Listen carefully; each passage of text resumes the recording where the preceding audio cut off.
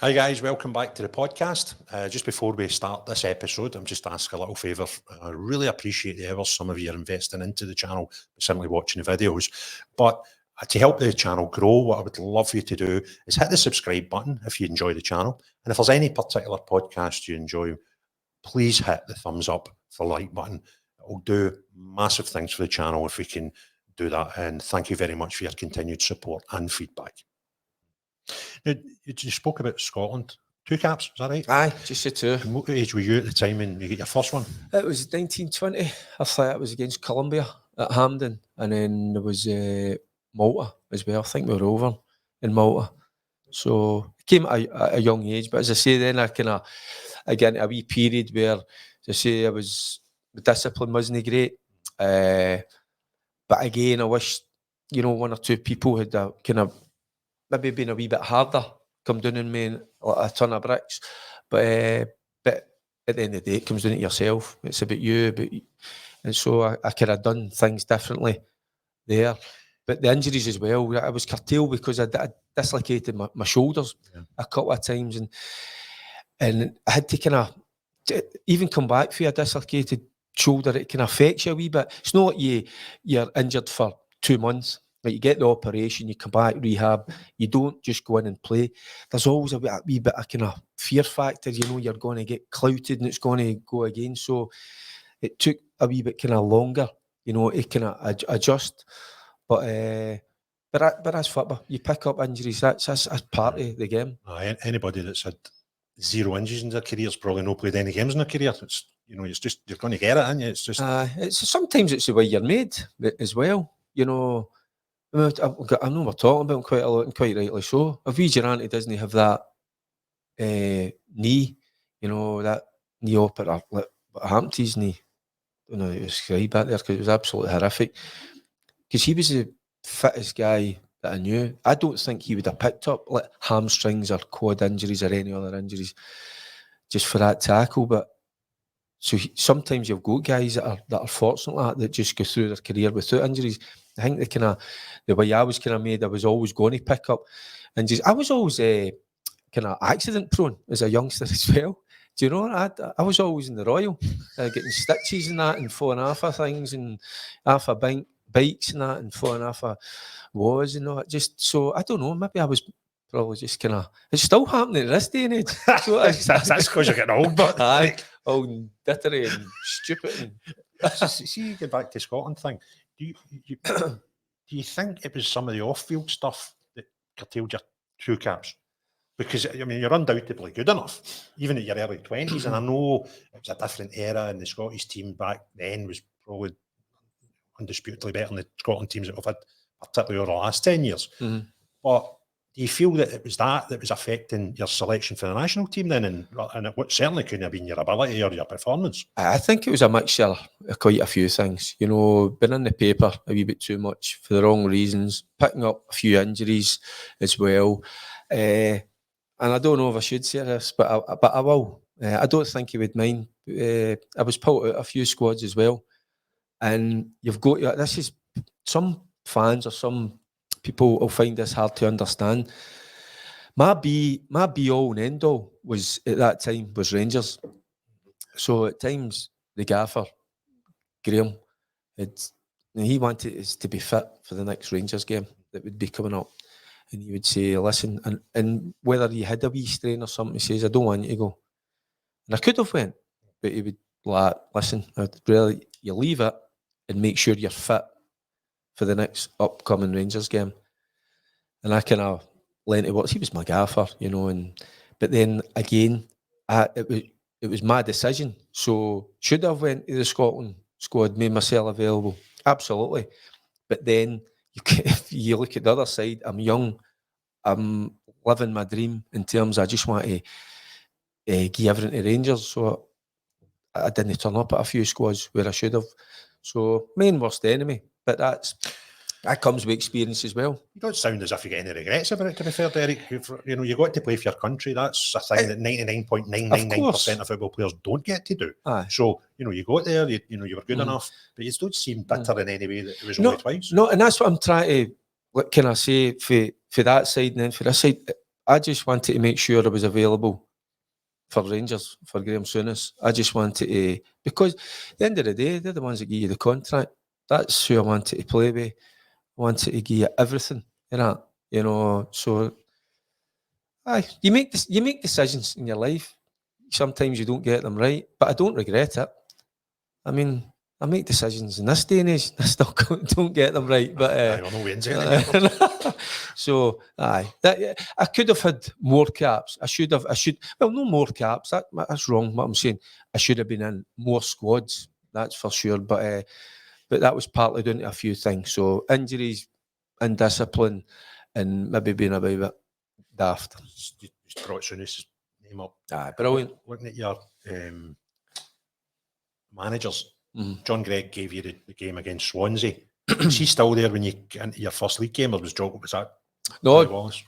Greggy was there for the first season, so I've got everything to thank John Gregg. As I say, he gave me my first contract, gave me my first opportunity, and I loved it. And he was different for the player that Greggy was. Totally on that field, he was an absolute animal. You wouldn't mess with him, but you know, away from that side of it, talking to you, coaching, he was quite quiet, unassuming, you know, but I again, somebody you respect. So I owe everything to John Gregg. So I do. Absolute, again, that word legend, man. Absolutely. I mean, I worked for three legends: Greggy, Big Jock, and Graham. I mean, my God.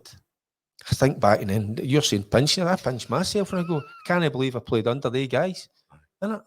You still sometimes see like Souness in the telly and think, Christ, he was my gaffer. I bumped into him. I love Graham. I love listening to him. Right. I think he knows the game inside out. Brings that aura. Well, I met him, was it last year and a half ago?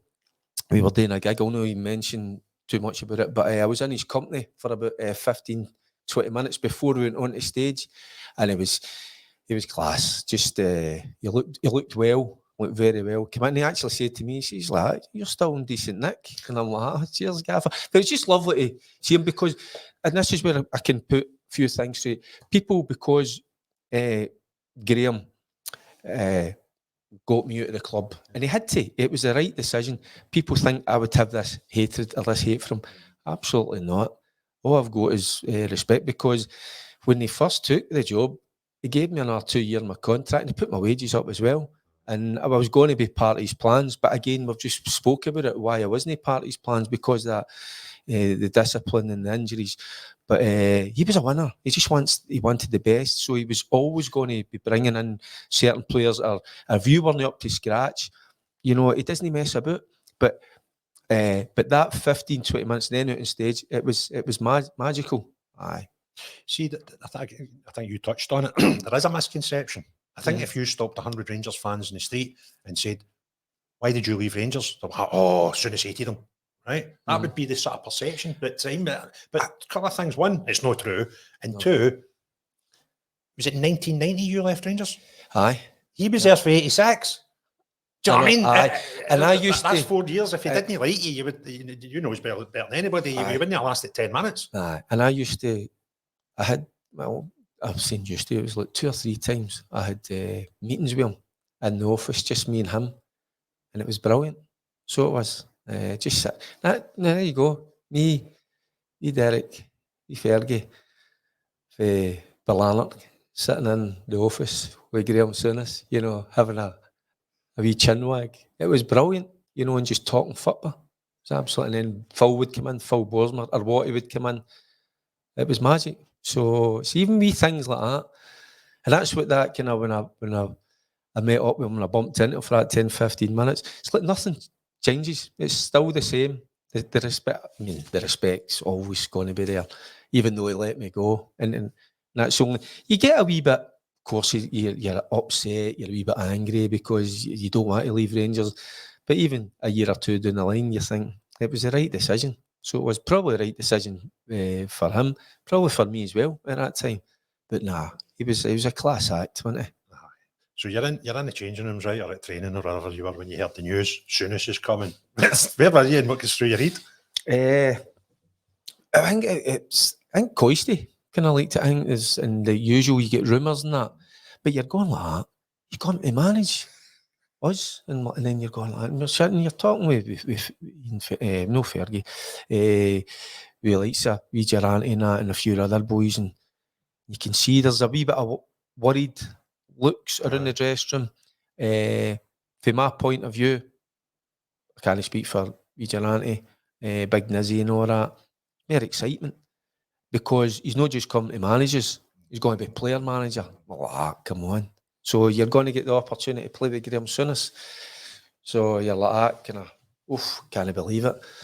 But then again, then you go, he plays in my position. You're going, I might go to right mid again. I might go wide, right? So that might be a problem, but not at all, you know. And just the way he kind of carried himself, the way he was in training, everything about him, you know, it was amazing. And then we go to that first game, you know, when he made the statement through at Hibs, through at Easter Road. I was on the bench with Big Nizzy. I remember Walter saying to us, you know, just watch the gaffer the day, you know, try and take wee bits for him. And, and he's just done McCluskey. He's rattled about 3 or 4 of them, by the way. But you know what I loved about that game? Because they tried to do him. There was it Kirkwood, the boy Kirkwood, there was Beattie, there was Chisholm, Cowans. They all were trying to do him. And one by one, he just swatted them away. And he was just patrolled that midfield area until they get into that wee kind of stramash. Because I think it was Kirkwood trying to do him.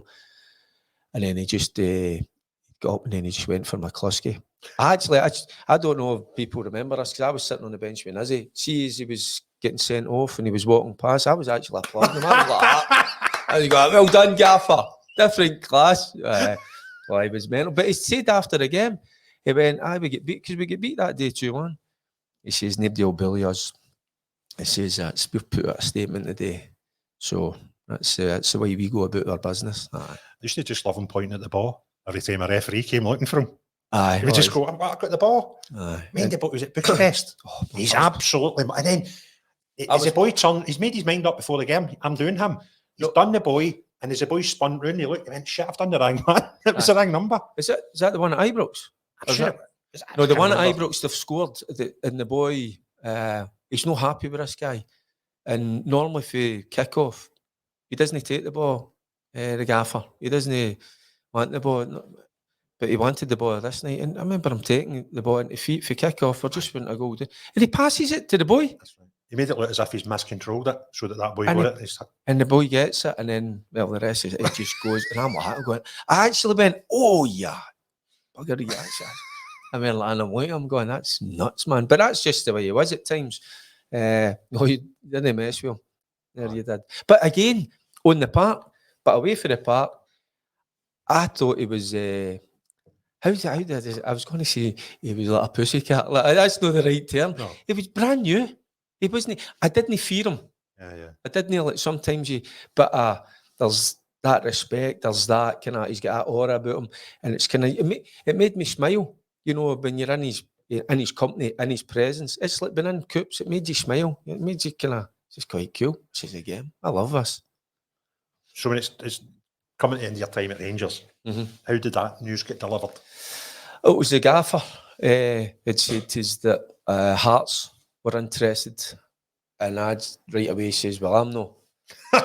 I says, "I'm no god." That's still a year, I think, my contract, and he was at me for about 2 or 3 weeks. And I was like, I says, Gaffer, I'm no for me, I'm not wanting to go, I'm not interested. He says, go through and speak to them.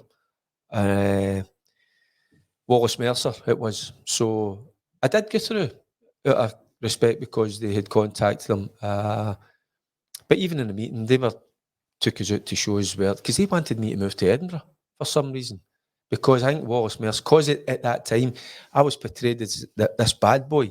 This crazy man that was out every night of the week. It wasn't true. I did enjoy myself, but I wasn't bad. So he said you could stay here. And in my mind, I'm going, nah, I'll just go back. But it was the guy, when I went back, the gaffer says, listen, you're not going to play next season. He says, you'll be with the reserves most of the time. So I had a wee short conversation with my dad. My dad was like, what do you want to do at the end of kind of week, you want to play football, don't you? And so it was a hard decision. So I thought, I'll go. And I knew there was a few of the ex-Rangers boys there and all. So sing the same songs, didn't they, as well? So I loved it. Because I enjoyed my time at Hearts. I absolutely loved it. The 3 years I was there. I enjoyed it more than I thought I was. But it was probably the right thing. Graham wanted me out.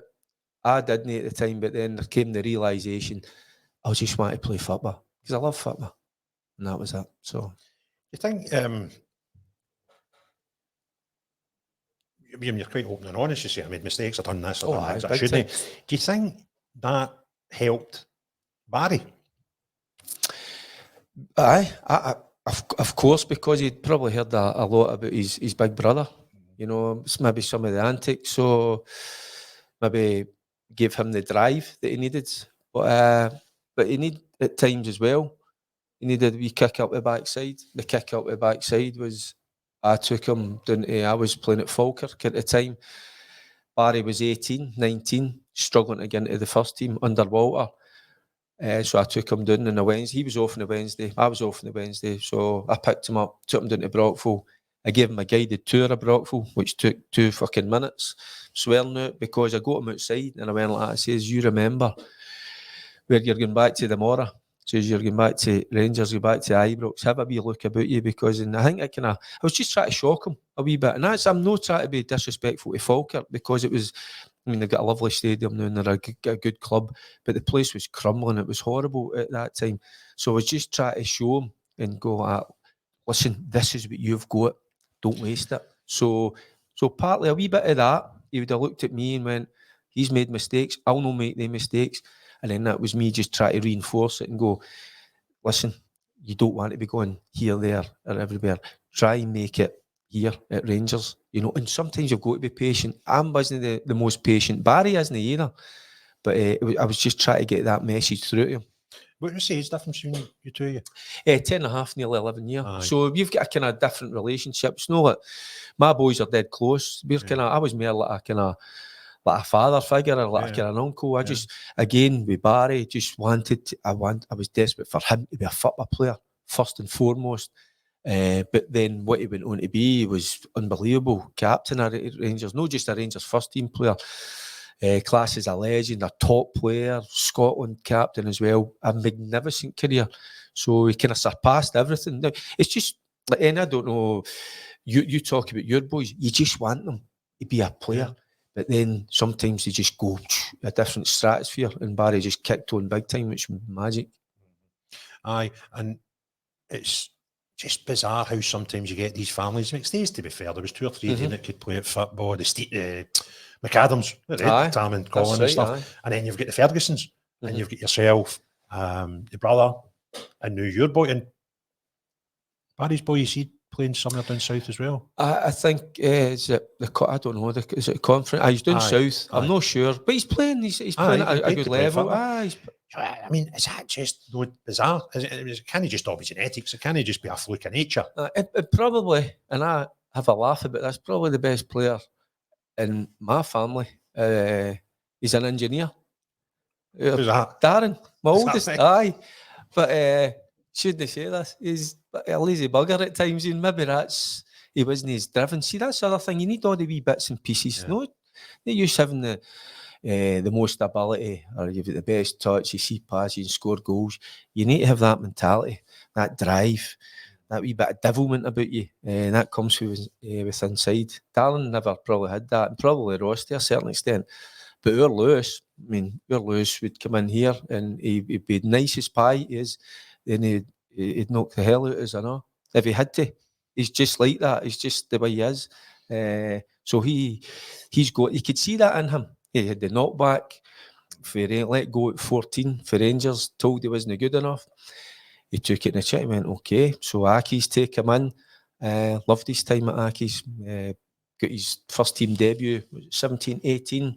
And then he's just kicked on for there. But what a mentality he's got. Allied with he can play a bit, as we know now. He does a bit of everything. So, but he's so driven. You know, I don't need to worry. And a fantastic attitude.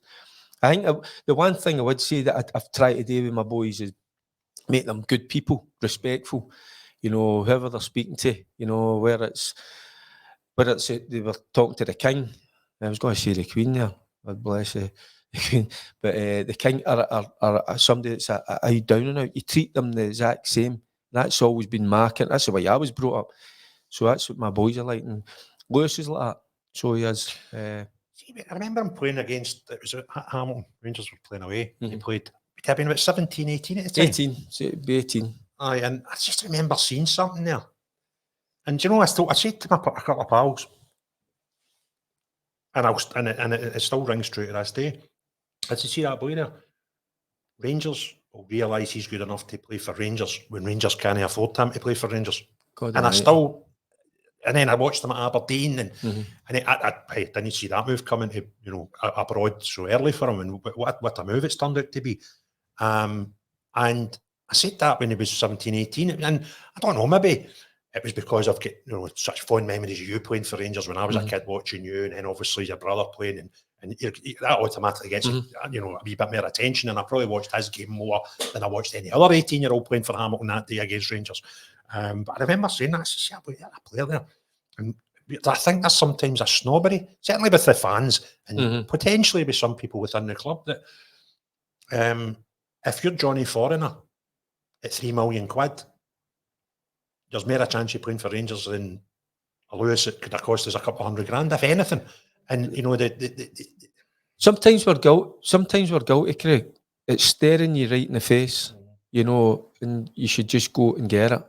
I thought there was an opportunity there, and you're right. Sometimes I've seen a lot of stuff. My boys show me their own, the Facebook and all that social media and all that, and some of the stuff that was getting says about Lewis, you know, and you're like he's never good enough, and that's fair enough. Everybody's got their own opinions, but I just kind of myself, and it's not being blasé about it. I kind of know deep down that he is good enough, and in time he would prove that, and he's done that. But I think credit to him is the way he's conducted himself as well, because sometimes on this social media it'd be quite easy to react, but no, do your talking on the park, and that's what he's done. But I just think, not just with Lewis, I think there's some other players that are there that we have like kind of we've no went for when it's clear to see. It's as if it's like there it's there, go and get it. But oh no, it's not. It's like on the park. Sometimes it's play the easy pass, play the simple pass, and players go, "Ah, no, it's too easy. I'll look for the more difficult pass." No, just go and get it. And I think there's been opportunities, not just with Lewis, with other players, that we should look at the Scottish market at times a wee bit more. Look at Walter. Walter did it at times, and he done it brilliantly. So I remember one of the ones. Who was it? Was signed the same day. Two for Dundee United, Alec Cleland and the other one. Terrible. Can't remember. And at the time, I thought that boy Alec Cleland no play much for us. Gary Boland. But it was Alec Cleland that went on to have the bigger impact. But I think not so much when you were coming through, because the team was probably predominantly Glasgow and even Scottish. And then as time went on, and then it became quite an international team. And then the Advocate area we've seen sometimes with a team with no Scots in it. And see, for that time forward, I spoke to Bob Malcolm about this a month or two ago. I said, I felt like you and Boris Ross and stuff, you know, at the same era, there might only have been 2 or 3 Scottish players in the team at that time. See, if you had one misplaced pass, and I'm talking about 2 or 3 degrees out, no skying out of the bar, the crowd would go for you. See if you were like a wee winger for Italy. Bobby Ancelotti or something. I know what you're saying. I had the experience with Barry. I was going to games when Barry was playing, and Barry would be playing terrifically well, but he would, if he played one loose pass, he would get stick, and I would be scratching my head and going like that. He's having a great game, and then you're right. Somebody that they spent a fortune on, big wages. If he made 3 or 4 mistakes, they weren't on his back. I know it's a shame, but do you know, it's just the way it is. But I think, and it's just my opinion, that I think most of the Scottish guys can handle that, and that's what's because I sit. Sometimes I do the podcast with Charlie as well. Sometimes that's what we have about us. We might not be the best players, but sometimes there's a wee gallousness about us. We've got a wee bit of belief about ourselves, and we're able to take that criticism. And that's what I'm saying with Lewis, because Lewis has had that. Lewis is a massive Rangers fan. He never misses a game, and even though he's your by, sometimes he flick it and he's sitting there with his Rangers t-shirt and all that. He loves Rangers anytime he's back. When was the last game he come back? And there he went himself to the game. Is that right? Aye, because the boys were playing. His two brothers were playing. So, and he dived in. He got a ticket, last minute ticket. Right, and he said that. He says, the steward, when I was going in, I was a wee double take. Because of the hood up and all that, and the old jaggy bonnet and that. He loves the Rangers, so he does. Do you know, it was funny. Seville, right? Spent 4 days with a boy who's playing for an SPFL team now. Can't say his name because he's don't let him. His own fans might give him a hard time. And we were staying in the resort a couple of years, maybe an hour and a half away for 4 days. And then the day of the game, we get the bus up. So we had to jump in to this hotel. He was picking his tickets up for an agent or somebody in football. We walked into this hotel reception. I'm telling you, it was like half the SPFLs. Right? And I'm going, did you know he was one of us? Right? There you go. It's just the way it is. You cannot, and it's the same for referees, by the way, and journalists, right? You're in the west of Scotland and you're into football. It's a 99% chance you support either Rangers or Celtic, right? But see the minute you're a football player, a referee, or a journalist, you're not allowed to be either. And you go, that's crazy. You know what I mean? That's how we look. See, when he went to Aberdeen, that was my worry. Like whose uncle was, whose dad was, were they going to accept him? And by God, after the first 2 or 3 games, they took to him big time. Because although he's a Rangers supporter, he was employed with Aberdeen football, Derek McInnes and the fans. He bought right into it. He gave them everything. So he did. And again, when he came up against, he scored a few goals against us and Celtic. But he gave everything. That's just the type of boy he is. So, but that's a great story you're saying. Like, you might go, I didn't know he was a Rangers supporter. That's brilliant. The next time you're watching a game. See this hotel reception? Now, there was loads of folk, like Malky Murray was floating about, ex-Rangers chairman. There was a lot of Rangers hospitality people, you know their faces for going to the games and stuff. And then I'm like, play for England. Right, I swear to God, there must have been 10, including the boy we're with. Right? And George, I've known him for years before he played in a first team game. So I've known his family and all that. They're all mad bears. But there was ones that are going, all over the place. Brilliant. That's mad. So see Aberdeen, you're saying about Aberdeen. I was working in the motor trade for about 20 years, right? And managing jobs and sales and all that carry on. And one of the garages we were in was getting sold. And the company I was with was Reg Vardy. And they'd said, well, you can stay with the company that's buying the garage, you'll keep your job going, or stay with us. Might mean working away from home for a wee while to get another garage.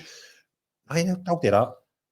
Guy comes in, Aberdeen garage, biggest Renault garage in Europe at the time. So they run into Aberdeen. General manager comes in. He's Craig, you want to stay with the company? Would you come and work for us for a few months and fill in this role? And I'm like, I'll do that. Right, no bother. Writes his name down the event. Just report to him a week on Monday. I says, I can't come. What? You told me you're coming. I can't come. How no? I says, I can't work for him. So what are you talking about? I mean, Neil Simpson done Ian Durrant. Right? And he's like, what are you talking about? I says, mate, I'd end up fucking battering him. I says, I couldn't go on a night or a pint after work with that guy, let alone working home. I went, it's not happening. And he burst out laughing and he says, it's not that man you have for. He's English, right? I nearly never took a job because I thought it was him, right? Then he goes up and they used to take the buses in, the waste support, into Aberdeen through this industrial estate that the garage was on. So a couple of Saturdays in, they're playing Celtic. And the general manager's like to me, see Saturday, see the game, we'll get an hour's worth of business. It'll be there in the middle of the game on, because nobody will come near here, because all the Celtic buses coming up and then coming away at night. He's like, but I'll ask you today, we'll no see punters. He wasn't kidding, right? I'd just like to take a minute to talk to you about NordVPN, which is a company that I use their services. I use it majority of the time when I'm travelling abroad, when I want to keep up to date with the programmes I'm watching at the time, or more importantly to me, the sports that I want to watch when I'm abroad. So it doesn't matter where I am in the world, I can still watch the channels and the games and the sports that I want to. It also gives me security and some privacy that I'm looking for when I'm browsing the internet. They've got an exclusive huge discount available to viewers of the podcast, and they'll give you an additional 4 months free on top of whichever package you go on if you use our code. To get that, plus a 30-day, no quibble, money-back guarantee, all you need to do is log on to nordvpn.com/Craig, CRAIG, and that'll get you the exclusive discount plus the 4 months free on top of whichever package you go for. So go and give them a look, guys, and certainly I've had no problem using them in the times I'm travelling abroad when I mostly use them. Thank you very much. So he's like, that's it, finished. Look, there's the buses starting to come up. So I was smoking at the time. I'm like, right, Jake Owen walked out to get a fag. So I'm standing just outside the garage, traffic lights, where the Celtic buses started. You know, thankfully, I wasn't the Sons of Sooth guy at that time, because one of them might have recognised my coupon in Battle Maid that night. So I'm staring at the lights. These 3 buses all stopped. There's 150 that probably don't like them, right? General manager runs out the garage. Gonna know. And I'm like, gonna know what? He's like, you here to go for square goal with them? I'm like, mate, I don't know. One, I don't think you know how much, you know, I'm how daft I am. But you actually think I'm, well, I know what you like doing it, or use wages are like. I'm like, mate, I'm no fucking stupid. 150 of them. And then they never took a job because he's Neil Simpson. But I think going back to what I was saying about Lewis, you know, I'm sure I seen a clip as it started this season, scored and an assist for Juventus against Juventus. Oh, aye. He's just bought into the culture and everything as well. See, at Bologna, it's hard to describe unless you're there. They love him there. They just love that it's a Scottish boy. He's there. He speaks the language. He's bought into the culture.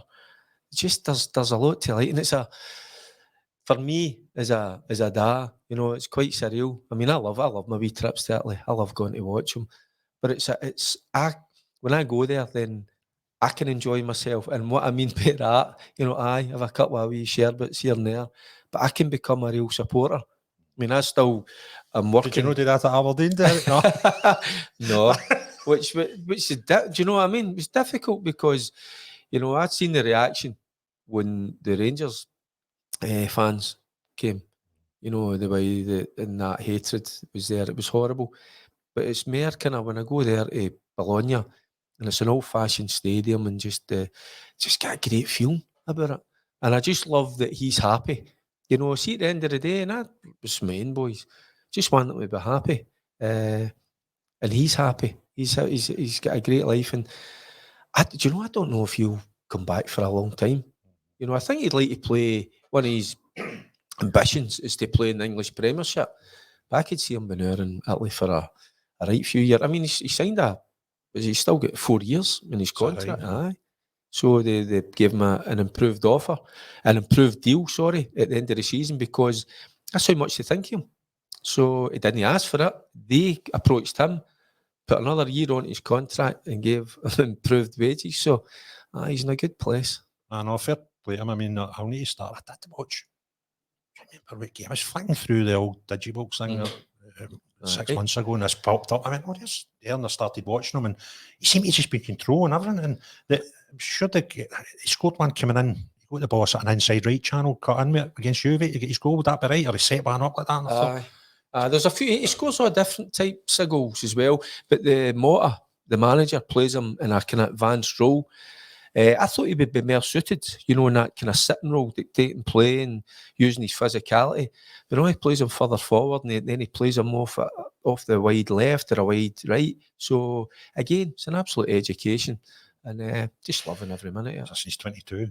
24. 24, sorry. He's got 8 years left at playing at a good level. So he stayed in Italy, even get 1 or 2 moves, because Italians seem to do that. They do a lot of moving within the country. And then, if 27, 28, he could still easily get a gig in England. Well, there's been a bit of interest there as well, and you're right, they do their business differently over there.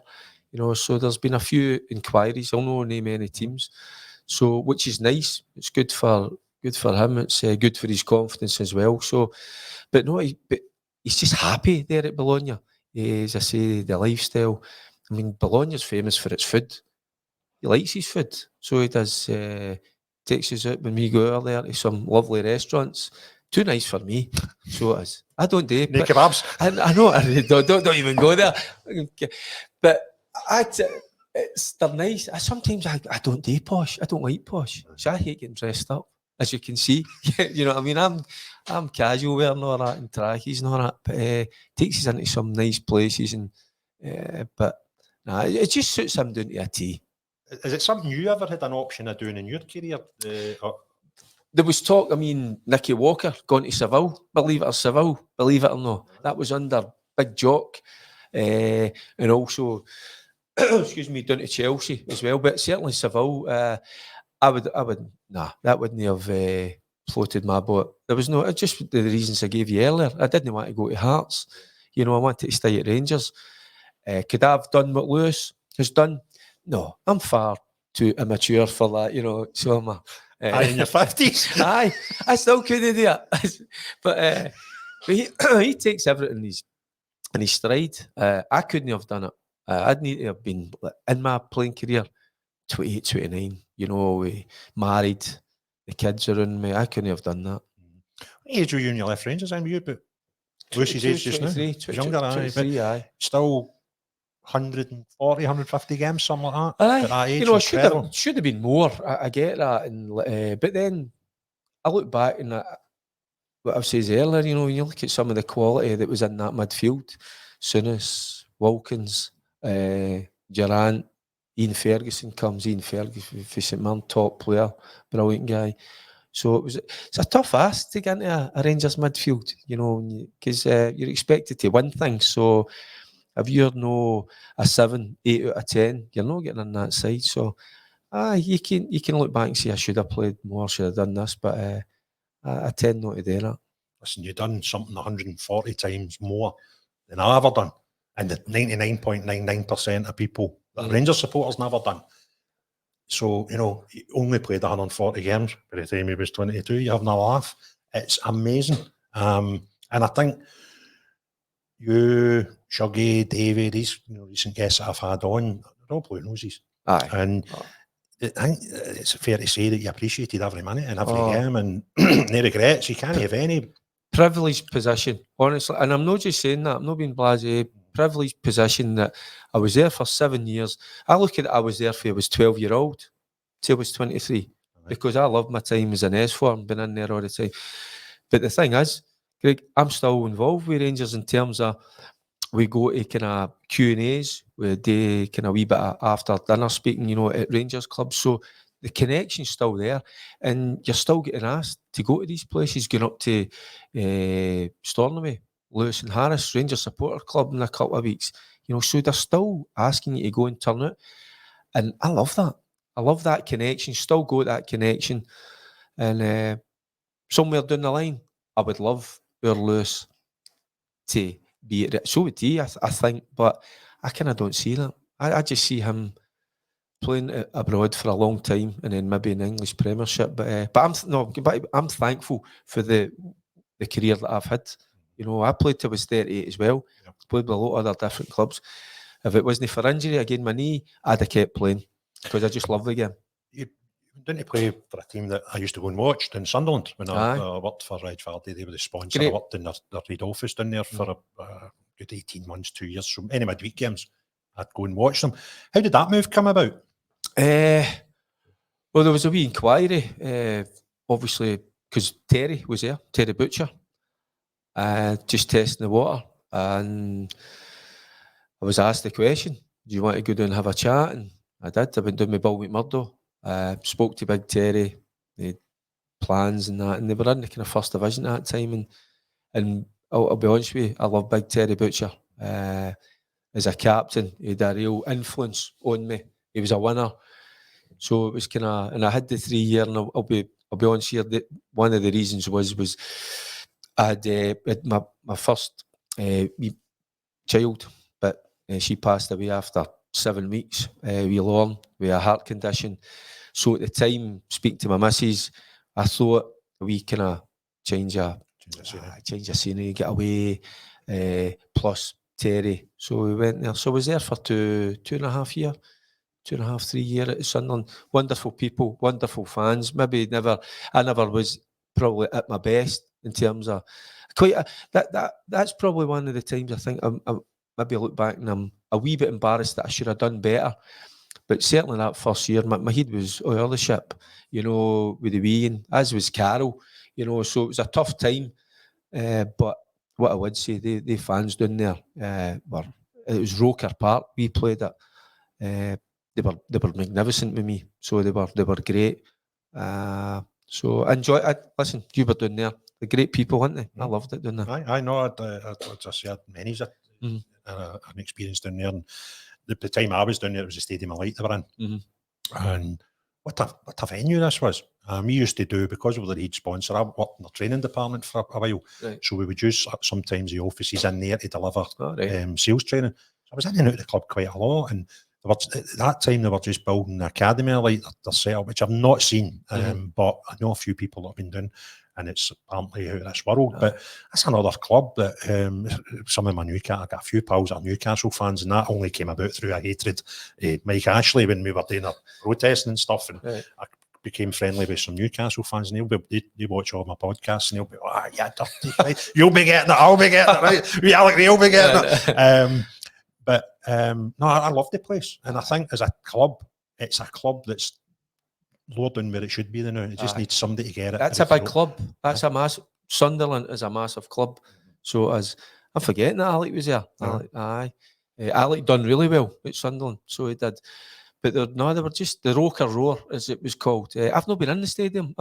I've been asked to go down 2 or 3 times today, like kind of half-time draw and that. But I'm being honest, what I said earlier, I'm a wee bit embarrassed that because I never played as well as what I should have.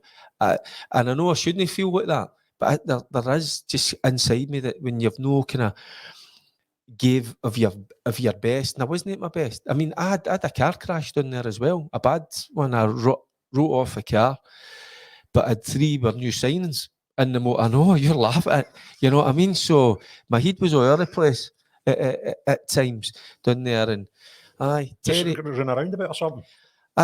Instead of going round the roundabout, I thought I'll go right through it. A big concrete roundabout. I'll just go 70 miles an hour right into it. So there's 40 in the motor, and 3 new signings, and you're the one. Everyone get injured, bar me.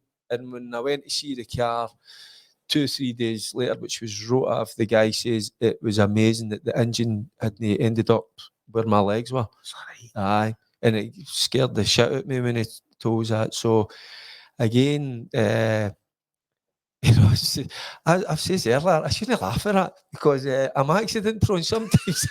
But it was Ian Rogerson, Phil Gray, and big Gary Melville, big Welsh guy. They had to drag them out the motor because they were all hurt. Aye, they were all hurt, and then I'm standing there.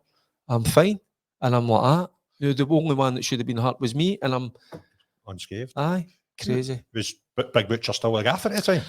Aye, he had to come and get us for the police station as well. So, which a lot of people don't know this. You've been in a police station, Terry, haven't you? I don't. I've been in a few police stations throughout my career.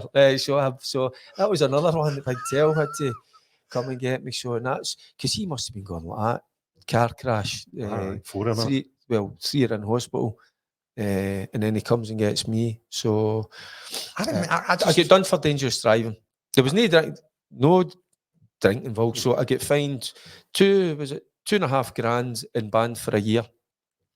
See, I've got a vague memory of the thing, and I don't know how I can remember roundabout, but I just remembered it, but I couldn't remember it being that serious, to be honest. If I'm trying to, I didn't know the place that well because it was in pre-season, so I just come round a bend at 70 mile an hour, which I shouldn't have been. Of course I shouldn't, and was a big concrete roundabout and just wallop. Mate, the place is full of roundabouts. Is it? Well, I found that out, didn't I, the hard way? It's like the East Kilbride in the North East. Aye. But this was a big, I was doing it at the seafront as well, and I can remember roughly. Do you remember where the Marriott Hotel was? Right in Seaburn. I know where Seaburn, right. Marriott was in Seaburn. That's where I lived in there for 18 months. All right. And, I think they used to put a few of the players in. See, there was a young Irish boy that at the start, maybe about 18 to 20 age. And so we'd be having a few beers and that, and you'd see the wee boy come in having his nice, sensible dinner, and disappearing up to his room at 9:30. So within 6 months, you've seen him come inside the with a kebab and all that, right? You're like, son, you're not going to do that, son. I stayed in Durham, Royal County. Mm-hmm. We were in there. We stayed in there for about 6 months in the hotel. I loved it. Carol wanted it. I got to know the staff and that. Afternoon tea when you get in for training.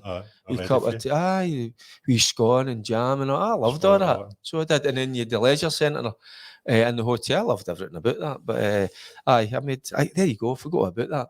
Thanks for bringing it up. Reminding me of the roundabouts in Sunderland. You had amnesia. Sorry, mate. So you went. Did you play again? You played. I remember seeing you and Barry, and I'm sure Rangers wore the red strip for some reason. I've got played against Barry at Dunfermline. Aye. Many times you play against them? Just the once. Just that was it. Was it? I thought it must have been more than that. No, that was it. The one, was it 2-0 that day? I can remember we were in a purple. Who's they? What? They? See see when you play against, and the way I remember that, because I want to win. Of course I do. They cruised it. Who had the best of the midfield but you're him? Do you know something? We weren't kind of near each other. It was quite weird because he was playing a wee bit deeper, and my role at Dunfermline was to play just in front of the back four. So it was. So we never kind of came into contact a lot, to be honest with you. But no, he had a good game. Of course he did. Okay, a kick on? No, really, no. Big Amaruso and that was playing that day, and they were good to control the game. It's like, and it gives you, because I played against Rangers a number of times, and you know how difficult it is. So that's the thing that you remember when you're at Rangers, when you play, you have like 70% of the play, you control the game. But when you go up your other side of it, you know how hard it is. You don't have the ball, you've got to work your backside off. And when you get your moments, you've got to take them. But Barry played well that day. They won 2-0. And that's the only time we come up against each other. Aye, bizarre. And my memory right enough, Rangers wore the red tips. For some mad reason, got a vision of Barry with the red one. Was it red and white? Aye. I think it was. I do remember we were in purple because it was a shocker. The purple strip, so it was. So see if we just take Rangers away for a minute, right? I'm just going to read this out to you. Imagine this is anybody else's career, right? Hearts, Sunderland, Falkirk, Dunfermline, Portadown, Partick, Adelaide, Ross County, Clydebank, Alloa, Hamilton, Raith Rovers. Now, even is that it? Scotland twice. See if you took Rangers out of that, and still some career, isn't it? But the most important one is the Rangers. It kind of helps a bit, but when you. I think what I'm trying to say is, I love football, but I love dressing rooms. I love players. I love people. I love being in dressing rooms. I've always enjoyed that, and I think when you look at the list, I've been in some great dressing rooms. I've enjoyed it. Some great characters as well. It's been honestly an absolute blast. I've loved that. And if I could have played, and I had a plan of attack, I stopped playing at Raith. I was 38 and a half. That was I wanted to play into my 40s, but I wanted to play junior football as well. I wanted to play all the leagues, and then I wanted to finish off in the junior football. And my belief was because I think there's some good players in junior football. There's always there was this belief that it was just they kick you up and down the park. It's a physical game. I used to go and watch at times some junior games, and I used to go like that. He could have made it, but might have been a wee bit of kind of luck here and there, or for whatever reason. But I wanted to play in every kind of level. So if my knee hadn't have gave way, now I'd have played. So Was it your decision, or did somebody tell you Surgeon told me, scared the shit out of me, told me that if I didn't stop playing, well, he says, you get kids. I says, aye, I've got 3 boys at the moment. He says, well, if you want to be running about with them, stop playing just now because your knee is in poor shape. So I done that. So I had to, you know what I mean? So he scared he scared the shit out of me. And that first morning when you wake up and you're not going training, how does that feel? It's a killer. So it is. And the last thing that Carol needs, or the boys need, is an ex-football player moaning and mumping and about the house. So I had to find something else, you know, and I did. You know, and I kind of went into a bit of part-time football, so that keeps you busy, keeps you motivated. Then I started working on the schools, done a little bit with that, with a company called Soccer Curriculum, and that was like an Rangers Celtic thing going into schools. The part-time stuff, I was player manager with Clydebank for a couple of seasons, and then with Stranraer, and then I went into working with show racism, red card working in schools. But I quite enjoyed that. I quite enjoyed getting into the schools, not just primary, high schools. You know, a bit of coaching in the schools as well. So it's about keeping yourself busy, keeping yourself out of trouble. I think that's important to keep that going, and then podcasts and doing other wee things and still involved in the football. I mean, you need to keep busy. And that's the worry when guys have finishing their career, they've made their money. You need to find something else, you know, because you're just stark crazy. So you need to do something. Aye, because I mean, you went on quite a bit longer than your average professional. Probably still retired, maybe 32 to 34 is probably the norm. And when you consider your time at Rangers started when you were 12, 13, so that could be 20 years out of somebody's life, man and boy. And then suddenly stopped.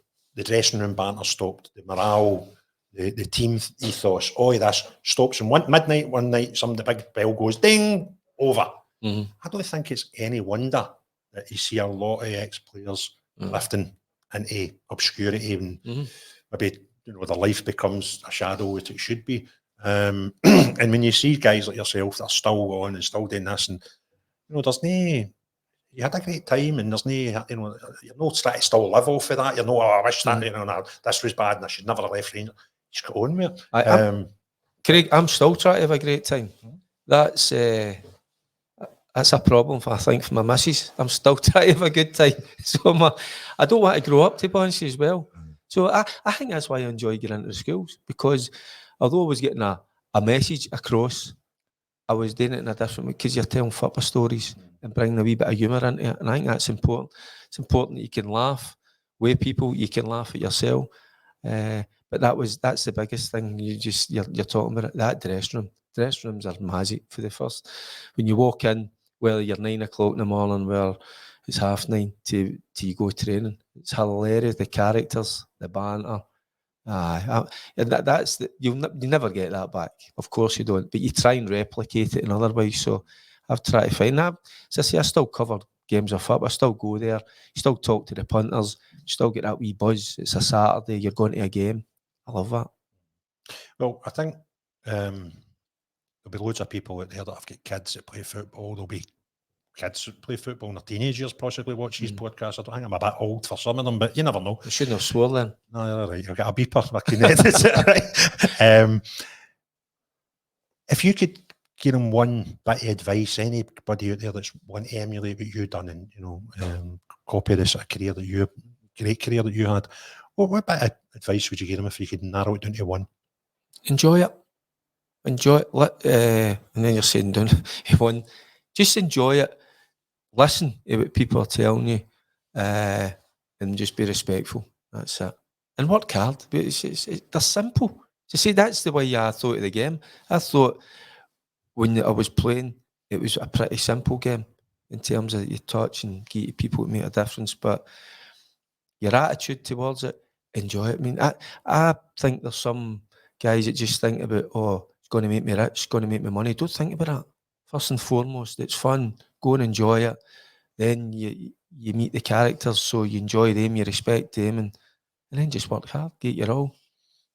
Couple of quick fire ones just to finish off, Derek. I don't think I need to ask your best players you played with. I think I can guess it. That'd be Davy Cooper. Absolutely, without a shadow of a doubt. And I've played with some cracking players, great players. And I'm putting Souness in there as well, and the Ray Wilkins, Coop head and shoulders above them. So taking Coop out of the equation, right? Who's the second best player you played with? It would. No, Durrant is up there. Of course he is. It's got to be Graham. It's got to be Graham Souness. I don't think Durrant would follow you for that one. No. And best stadium you played in, apart from Ibrox? God, that's a good question. I played abroad a few times. I'm going to go with the old Wembley. I remember playing in the old Wembley. Schoolboy? Schoolboy, aye. Under 15s as well. 90,000. I remember that even, and that was all the history that comes with that against England. There's nothing each right enough. It wasn't probably the greatest game, but aye. Wembley, that was because I remember I was talking about the Wembley turf, the surface, and it was immaculate compared to the parts that we played on. So I remember that was one of the. That's an iconic stadium. You played for Rangers months later. I know. Crazy, isn't it? Schoolboy International 1 week, playing against Swansea next week. So see that team. Was it the Scottish team at the time? Any of them gone to better things? And anybody in the England team that you can remember playing that went on? Tony Shepard was the one he played. I've played big tall blonde boy. Aye, for Celtic. Davy Winnie played in that side. Morton. St Mirren. He went up to. I think he went to Iceland as well. Big Davy. Right. Remember any of your opposition? Not really, to be honest. To be fair, I should apologise. At your age, it was 75 years ago I'm talking. That was a few years ago, that wasn't it? I know. I'm trying to think. I shot you a question last week and you went, big, that was 40 years ago. I know. It's funny how sometimes things just come to you like that, and then when you're asked, posed a question, do you want to know what happened? I'll be driving up the road and then it'll come into my head. I'll need to text you later. Remember the whole England team? So, what's the biggest game you ever played in? And this is going to sound, I don't know if it's going to sound right.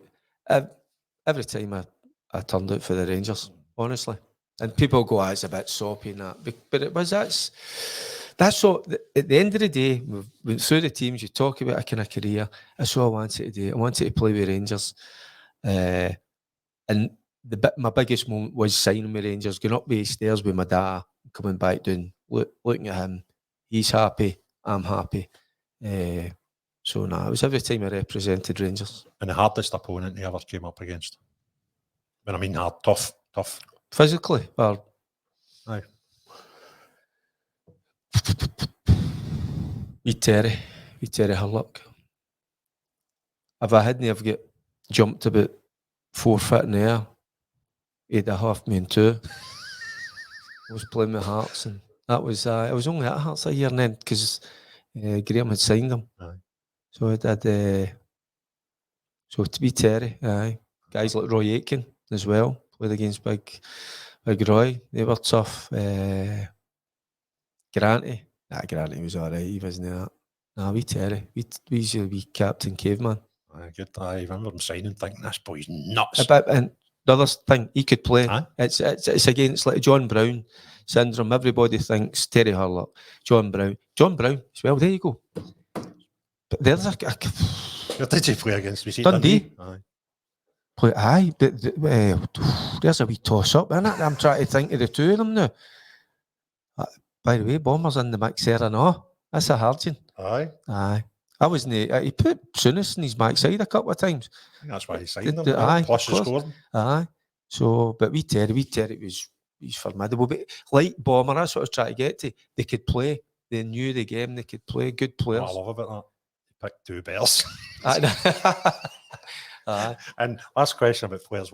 Who's the best player you played against? And that's a simple one. It's easy. I played against quite a few. Like, to give a mention, I mean, our biggest rivals, you think about Paul McStay, but the best player that I played against, and I came across him as a schoolboy player with Scotland, was Paul Gascoigne. Played against him? Yeah, as an 18-year-old. That wasn't schoolboy football, that was under 18s, Scotland against England, up there at Pittodrie, and I was up against him. I knew then he was a genius. And the reason I say it, because I couldn't get near him. I was 18 at the time. I was playing first team football for about a year or two, as you know, and he still was head and shoulders above me. You couldn't get near him. You could just see his pathway. He was going to be absolutely top drawer. Then after that, I played against him a few times, Falkirk as well, against Rangers. Who else I played against him? Somewhere else as well, but no, he was top man. Different gravy, as I say. Different. He was brilliant. Well, listen, it's been first of all a privilege and an honour, just because you're one of the guys that gave me so much enjoyment, particularly in my youth. Bear in mind, I'll be 10 when you're playing for Rangers at 15. So when you're don't go there. You're going to start making me great now. Come on. Don't do that. So thanks very much for that. You gave me so much enjoyment as a young boy watching the Rangers in my formative years. But again, just for the respect and that you've gave me the few times that we've met and had chats and texts and stuff like that, been absolute awesome for me, because that's fucking Derek Ferguson. I've got Derek Ferguson's phone number, right? It's mad. Lewis's dad. Just say Lewis's dad. I've got Lewis's dad. I've got Lewis's dad's phone number. So, just for a personal point of view, thank you very much for all that. And I've been trying to get this podcast done for a long time, but unfortunately, my mum passed away. You were on holiday, I was on holiday.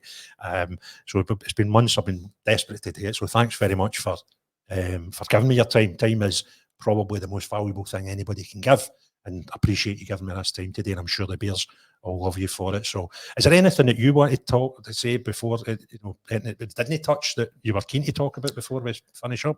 Aye, just want to win on Sunday. Get into the final, League Cup. So we've got Hearts coming up on Sunday. So we're into a wee bit of decent form. That 5-0 win against Dundee. It's been a long time coming, so a wee bit of confidence instilled in some of the boys, which they've needed. So we've got a big Sunday coming up, and a wee happy birthday to my dad. My dad's birthday's on Sunday, November the 5th. Brilliant. Well, listen, again, thanks very much. It's been a great, nearly 2 years, mate. I dare all the time I say to folk about an hour of your time and we just get blathering. So listen, it's been great, and I'm sure the boys will watching it will love this. We'll get out as soon as I can. And just thanks very much again for being Derek Ferguson. No problem. Good man. Enjoy that.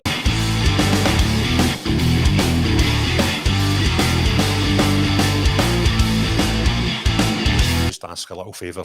I really appreciate the hours some of you are investing into the channel, simply watching the videos. But to help the channel grow, what I would love you to do is hit the subscribe button if you enjoy the channel. And if there's any particular podcast you enjoy, please hit the thumbs up for like button. It will do massive things for the channel if we can do that. And thank you very much for your continued support and feedback.